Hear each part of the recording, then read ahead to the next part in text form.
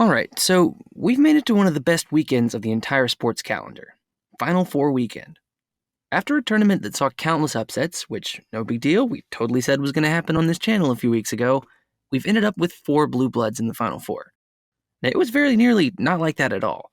St. Peter's became the first 15 seed to make it to the Elite Eight, and we almost had the first Final Four since 2011 with no 1 seeds. But as the dust settled, it was the teams with 16 NCAA tournament titles between them that were left standing. Slightly disappointing for those of us who enjoy a good underdog, but that doesn't mean it's going to be boring. I mean, we've got Duke and UNC in the Final Four, for God's sake, in Coach K's final season. Well done, NCAA tournament writers. It would have been great if you could have scooched it back a season to include Roy Williams too, but hey, I get it. Final seasons can be hard. But waiting for one of those two in the final, we've got either Jay Wright's Villanova or Bill Self's Kansas. 2 more programs that are more like institutions at this point than just basketball teams. Pretty much regardless of what happens in the semis, we've got a national title game that's shaping up to be one that we remember for a very long time. And that's gotten me thinking about national title games and moments from them that I remember, because there have been some absolute bangers. I remember exactly where I was when Gordon Hayward just missed that shot against Duke in 2010. I was one of the very few people in the country rooting for Duke in that one, so I was ecstatic. But it was a very exciting game, regardless of who you wanted to win, which was probably Butler.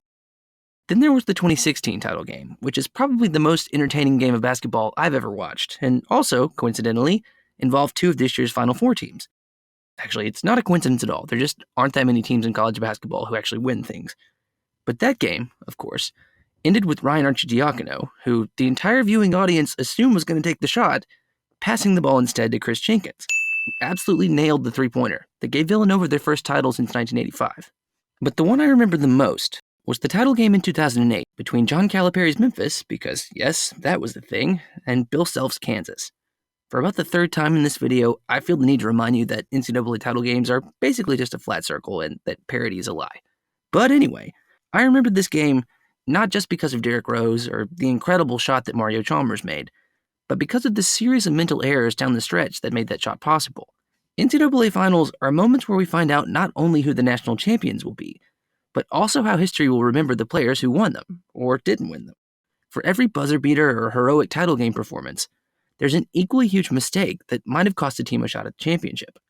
Or at least that's how it's burned into our memories, which may say more about us than it does about the person who messed up in the first place. But in any case, for today's episode, we're going to take a look at the potential reasons for 3 of the biggest mental errors in NCAA tournament history. And we're going to start back in that same game in 2008, with number 3. Memphis can't hit their free throws. John Calipari's Memphis were an outlier for a few different reasons. To start with, they were a 1 seed that wasn't from a power conference, which we've already mentioned doesn't happen very often. Them beating UCLA in the semi also made them the only team in college basketball history to that point to amass 38 wins in a season, but, also fun fact, they had that entire season vacated because Derrick Rose was never technically eligible to play in the first place. Never change, Coach Cal. Never change. But let's go back to that title game for a second, before we knew all that was a thing. Memphis played a very good game against a very good Kansas team, and with about 75 seconds left to go, Memphis were up 4 and had the ball. And as soon as they got across half court, Kansas went for a steal and fouled them. And that was where Memphis's problems really started. Because in 2008, Memphis sucked at shooting free throws. Like, not even good enough for the top 300 in the country level of suckage. In the rankings for free throw shooting, it literally goes Memphis, who are in the Final Four, and then the next team down is the New Jersey Institute of Technology, who didn't win a single game all season. And Bill Self in Kansas knew that.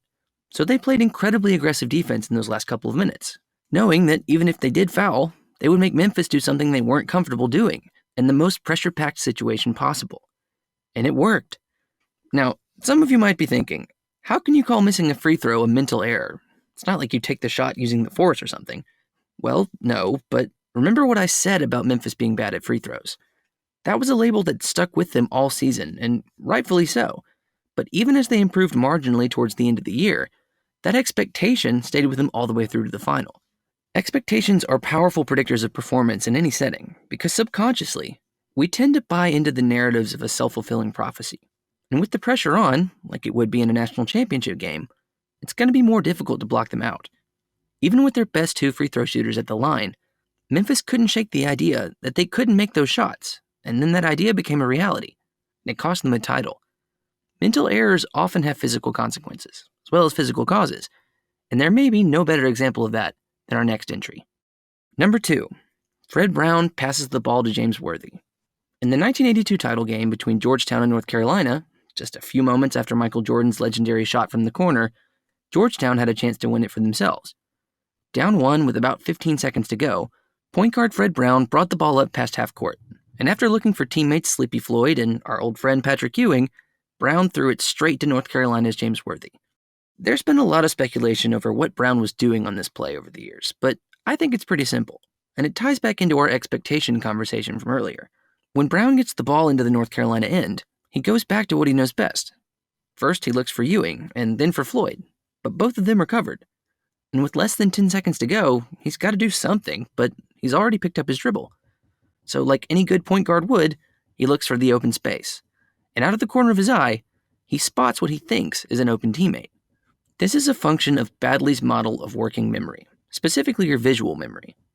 Because we typically interpret the world through sight and sound, your short-term memory is split into your phonological loop, which processes auditory information, and your visuospatial sketchpad, which processes visual information. Your central executive decides where to direct your attention, and then your episodic buffer helps make meaning out of it all. And let me just tell you, all of this stuff works way worse when you're stressed, like you would be if you were one possession away from a national title. Fred Brown sees the same things that we would, but his system for interpreting that information, the visuospatial sketchpad, is not working like it normally would. He sees James Worthy in his peripheral vision, and based on that visual stimulus, plus the context of the moment, his brain tells him that it's one of his teammates. Based on Worthy's position, it's kind of hard to fault him for thinking that. Worthy is not where he's supposed to be, because he bid on a pass fake that Brown made earlier, and because of that, he's way back here, exactly where Brown might expect someone on his own team to be. He's not wearing the same uniform, of course, but in a moment like that, Brown is exhausted and overstimulated, and is not going to be paying nearly as much attention to that sort of thing as he normally would. He's in fight-or-flight mode, and he's got to make a decision, fast. Unfortunately for him, and for Georgetown, it was the wrong one, which is exactly where we find the final entry on our list, and the biggest mental error in the history of the NCAA tournament. Number 1, Chris Webber calling an illegal timeout. In 1993, there was no bigger team or story in college basketball than Michigan. This was the era of the Fab Five, the team that fundamentally changed college basketball into the modern game and style of program that we see so often now. But apart from being cultural icons and lightning rods for controversy, they were also a really good basketball team. And this game in '93 had every chance to be their coronation as one of the best ever. But even though they didn't have quite the same amount of star power, Dean Smith's Carolina, who are here for a second time on this list because college basketball is basically just an oligarchy, were also really good. And with about 20 seconds left in the game, Michigan were down 2 with a chance to tie or go ahead. But we all know what happened next. After pretty clearly traveling, which only wasn't called because the refs didn't see it, Chris Webber dribbled into a double team in the corner and called a timeout that Michigan didn't have. The refs were paying attention this time and blew for a technical foul that effectively ended the game. Once again, Dean Smith's Carolina were the beneficiaries of a catastrophic mistake by an opposing player, coincidentally in the same building as the Fred Brown play, and the Tar Heels were national champions again. Now, there are a couple of potential explanations for this. Webber has said repeatedly that he heard someone on Michigan's bench telling him to call a timeout, and it's possible that the noise in the Superdome prevented him from hearing Steve Fisher tell him that they had no timeouts. Just like Fred Brown was acting on the information that the sensory neurons in his eyes were giving him, Chris Webber was doing the same with his ears. This part of working memory is known as your phonological loop, and just like visual memory, it's notoriously fickle. If you've ever played a game of telephone, you know how this works. Even if Webber did hear Fisher say that they didn't have any timeouts left, short-term memory only lasts about 30 seconds and is very susceptible to stress. Because of the way that the memory works, he could have heard it and not internalized it, or had his attention directed somewhere else in the moment so that he couldn't recall it. Even if we know what the correct thing to do is, the speed at which we have to process things sometimes, as well as the gravity of the moment, can override our better judgment. And sometimes that's a good thing. We talk about athletes getting into flow states and blocking out distractions as a positive, but in this case, it was anything but. Even though it probably wasn't completely his fault, Webber's mistake has gone down in basketball history as the most costly mental mistake of all time. But on that note, why is it that we remember the bad moments as vividly as the good ones, or sometimes even more so? Had Fred Brown misplaced a pass at the end of the first half instead of the second, or had one of Chris Webber's teammates taken the multiple chances they had to tie the game, we wouldn't be talking about any of this. But like I said earlier, how these mistakes get remembered can say a lot more about us than it does about the people making them. At the end of the day, basketball is a team sport, and every decision is a reaction to something else that's informed by a variety of different stimuli. Boiling them down to one person's decision-making ability or even their intelligence is not only unfair, but it's pretty harmful. When we're talking about college basketball players in big games, we're talking about extremely young people being tasked with extremely consequential choices. It may seem as simple as making a free throw or passing the ball to someone on your own team to us, but these are teenagers in an incredibly loud, high-stakes environment having to make these decisions without having the benefit of hindsight. Could these mental errors have been prevented? Absolutely. There are plenty of examples of players making the right choices in the same circumstances and going on to become legends. But it shouldn't be 100% glory or 100% GOAT. How a choice gets framed can affect someone's life for years after the fact, for better or for worse. Basketball is a team game, and even though that team is made up of individuals, one individual's decision, whether it's good or completely absurd, shouldn't be the only one making headlines 30 years after the fact.